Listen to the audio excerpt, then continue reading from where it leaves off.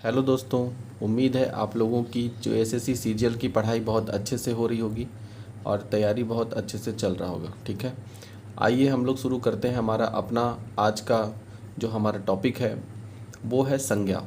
ठीक है, इस वीडियो में हम लोग संज्ञा, जिसे खोटा में संज्ञा कहा जाता है, इसे हम लोग समझने का कोशिश करेंगे और ऐसा समझेंगे जिससे कि आने वाला जो एग्ज़ाम में इस प्रकार के जो क्वेश्चन है संज्ञा से वो बिल्कुल भी नहीं छूटे। तो चलिए हम लोग शुरू करते हैं। संज्ञा कहते किसे हैं? तो हम लोग जानते हैं हिंदी व्याकरण में संज्ञा का मतलब होता है कोई भी नाम, दुनिया का कोई भी चीज़ जिसका कुछ नाम है उस नाम को संज्ञा कहते हैं। जैसे कि हम मोबाइल से वीडियो बना रहे हैं तो मोबाइल यानी कि मोबाइल नाम हो गया एक वस्तु का, तो मोबाइल यहाँ पे संज्ञा है यानी किसी वस्तु का नाम। जानवर का हम लोग बोलते हैं तो किसी जानवर का नाम, जैसे कुत्ता, शेर, ये सभी जानवर हो गया। किसी वस्तु का नाम पेन, पेंसिल, किसी व्यक्ति का नाम, यानी दुनिया में किसी भी चीज़ का अगर नाम हो तो उसे संज्ञा कहते हैं। तो यानी कि अगर हम लोग खोटा में इसे देखें तो खोटा और हिंदी व्याकरण सेम है। ठीक है, खोटा का कोई अलग से व्याकरण नहीं है, तो हिंदी और खोटा व्याकरण एक जैसा है। तो इसीलिए खोटा में भी कोनो चीज़ेक नाम के संज्ञा कहल जाए। कोनो चीज़ के नाम को क्या कहते हैं? संज्ञा कहते हैं। तो क्वेश्चन यहाँ से बनता है कोनो चीज़ेक नाम का कहल जाए, तो बोलना होगा संज्ञा, संज्ञा। अब ये वो नाम जो है वो कोई वस्तु यानी कि वस्तु का नाम हो सकता है, कोनो जगह या जगह का नाम हो सकता है, कोनो जौ मतलब हो गया किसी प्राणी का नाम हो सकता है, या फिर कोनो भाव विचार यानी कोई भावना का नाम हो सकता है। तो ये सब चीज़ का, या कोनो कोनो गोठ तोठ मतलब क्या होता है? गोठ तोठ मतलब समूह, तो कोनो समूह का नाम हो सकता है।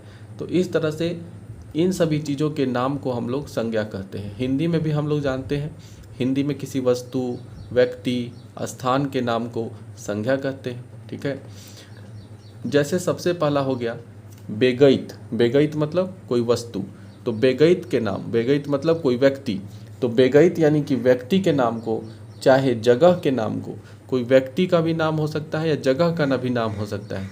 जैसे हो गया यहाँ बुद्धू, बिरजू, ठीक है, नागपुर, कुरमाली, खोटा, ये सब जो है कि कौन सा संज्ञा होगा?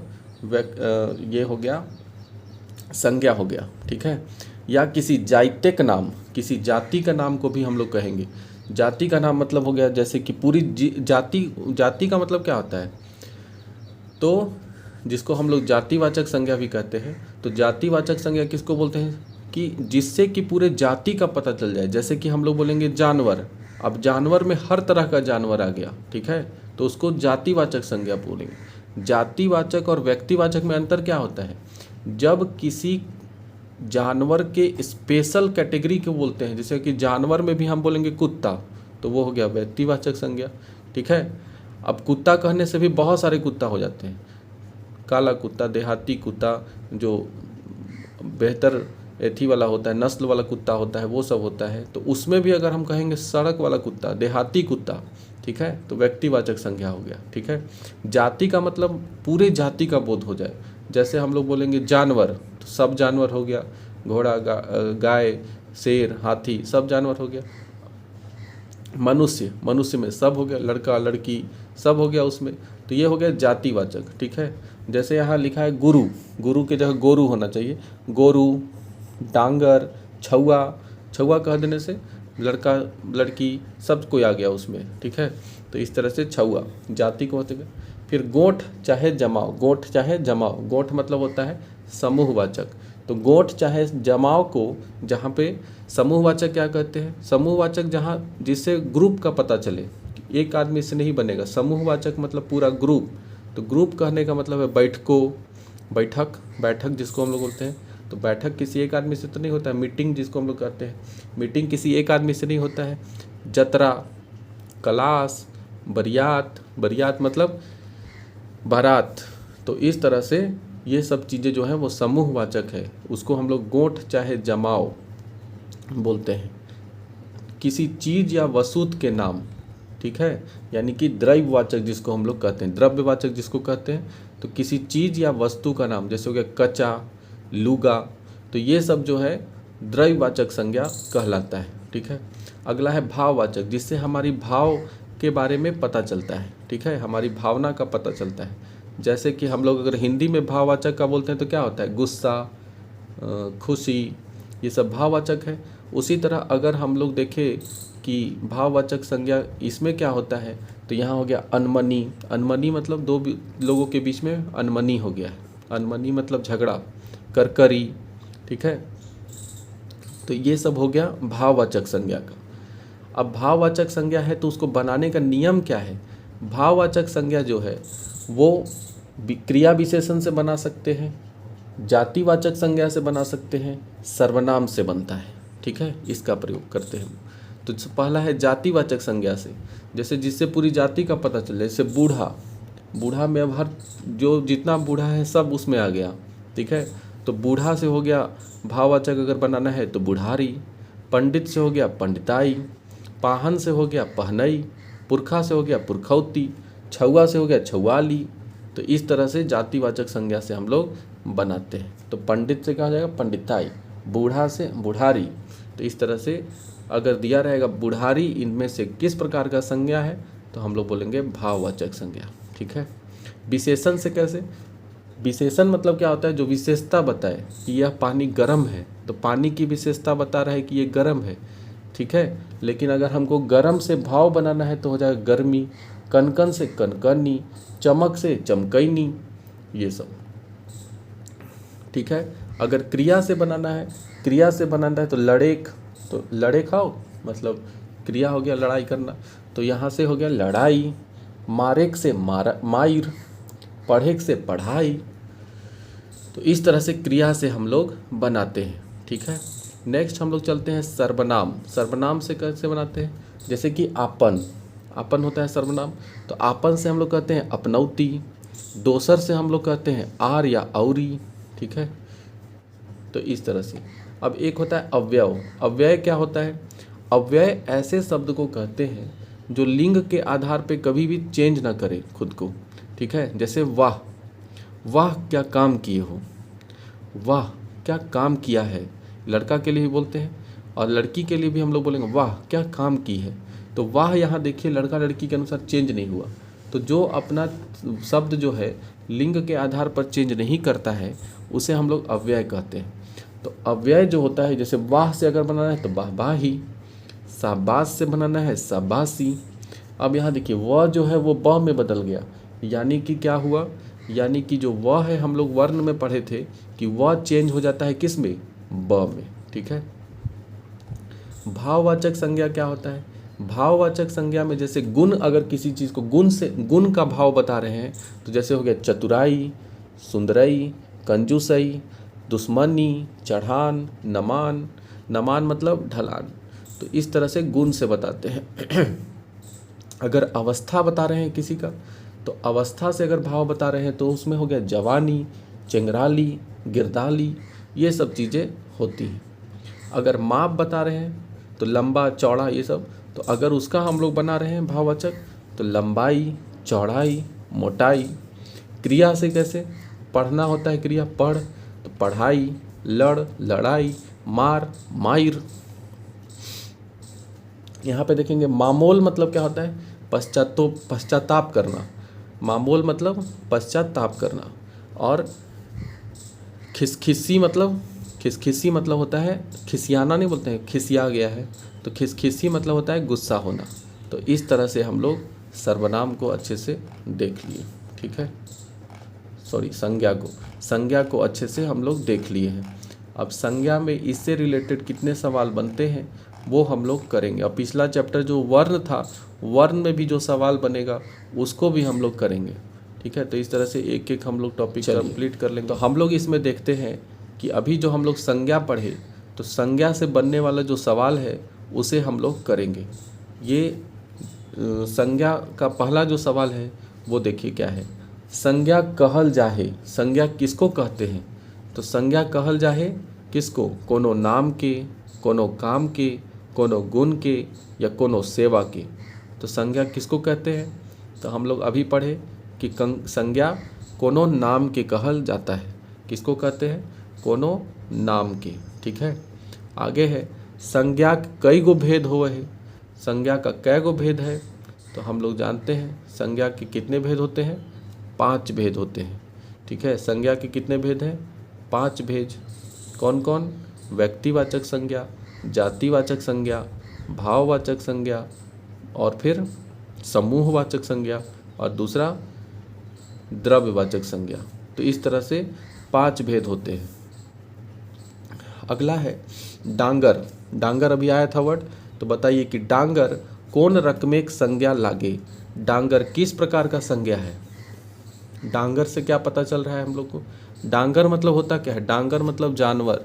तो जानवर कहने से सारे जानवर उसमें आ गए। ठीक है, तो डांगर क्या हो गया? जातिवाचक है कि व्यक्तिवाचक कि भाववाचक कि समूहवाचक?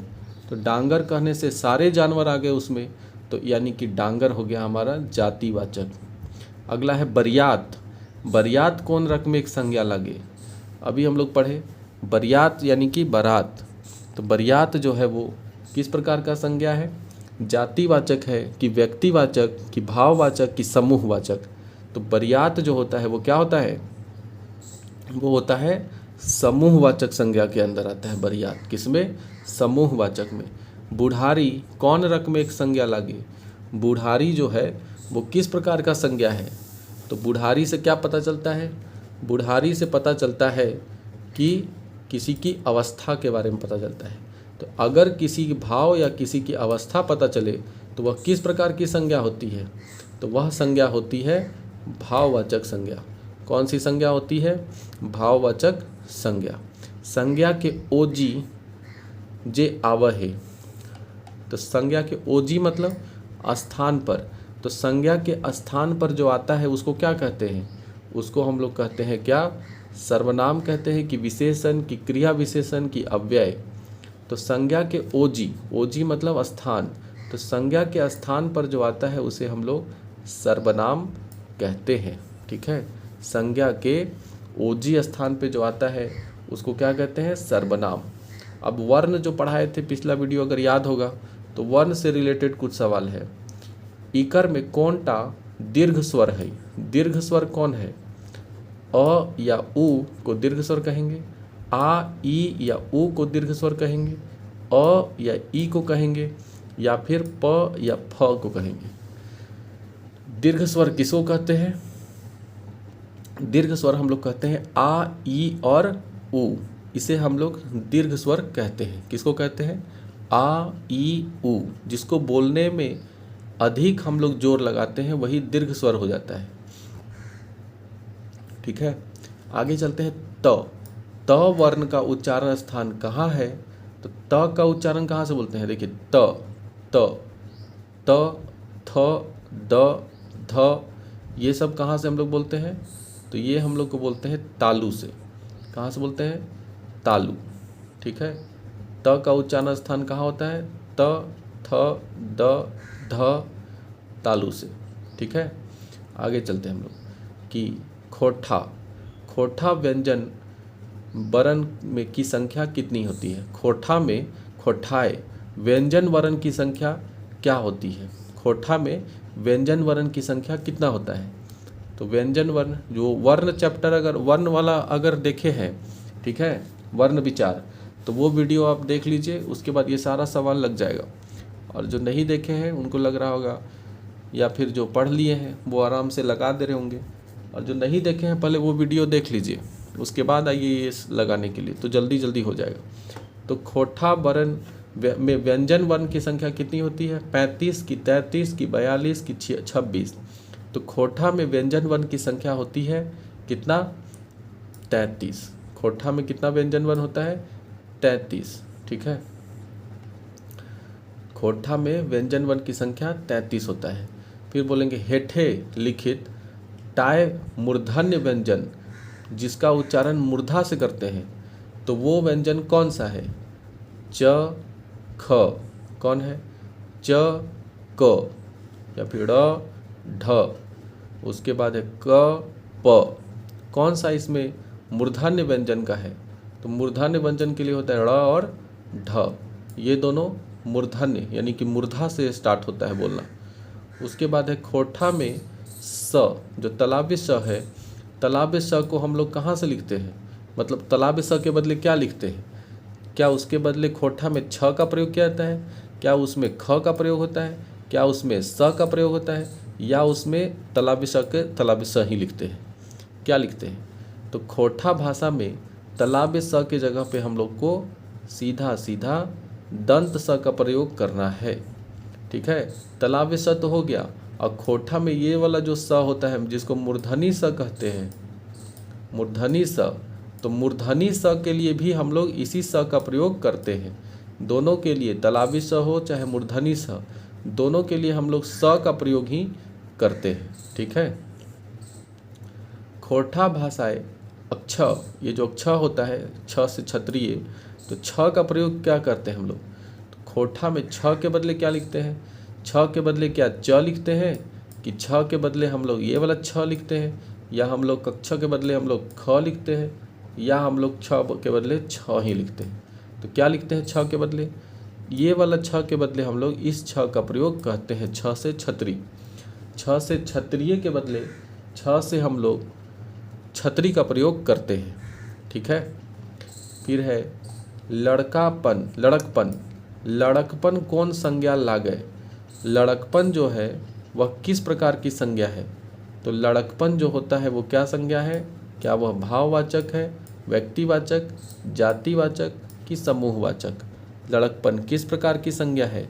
तो हम लोग जानते हैं लड़कपन कहने से किसी की भाव का पता चल रहा है, अवस्था का पता चल रहा है। तो जब भी किसी भाव अवस्था का पता चले तो वो क्या होता है? भाववाचक संज्ञा कहलाता है। क्या कहलाता है? भाववाचक संज्ञा कहलाता है। तो आई होप कि ये वीडियो पसंद आया होगा आपको। अगर वीडियो पसंद आया होगा तो लाइक शेयर कर दीजिएगा और बताइएगा कि ये कैसा रहा। इसमें तो हम लोग अभी 10-13 क्वेश्चन ही किए। ठीक है, जब कंप्लीट हो जाएगा तो इस तरह के खोठा के कई ग्रामर का सेट कंप्लीट करेंगे और इस तरह से सवाल देंगे आप लोगों को। ये तो संज्ञा के साथ साथ हम इसको पढ़ा दिए कि वीडियो कहीं लंबा ना हो जाए और रिवीजन हो जाएगा हम लोगों का क्वेश्चन का, इसलिए। ठीक है, तो उम्मीद है कि वीडियो पसंद आया होगा और संज्ञा शब्द अच्छे समझ गए होंगे। अगर वर्ण वाला नहीं देखे हैं तो वर्ण का वीडियो जाकर पहले देख लीजिए, डिस्क्रिप्शन में उसका लिंक आपको नहीं मिलेगा तो उसको प्लेलिस्ट में ढूंढिएगा। ठीक है, तो जा कर के आप क्या कीजिए, वर्ण का देख लीजिए। संज्ञा कंप्लीट हो गया है, रात रात तक आपको सर्वनाम का वीडियो भी हम दे देंगे। चलिए, तो अगर फिर से वही बात बोलेंगे कि चैनल को लाइक कर दीजिए, कमेंट करके बताइएगा वीडियो कैसा लगा, और लाल बत्ती चाहिए तो लाल बटन को दबा दीजिए, चाहे जितना बार दबा सकते हैं। धन्यवाद।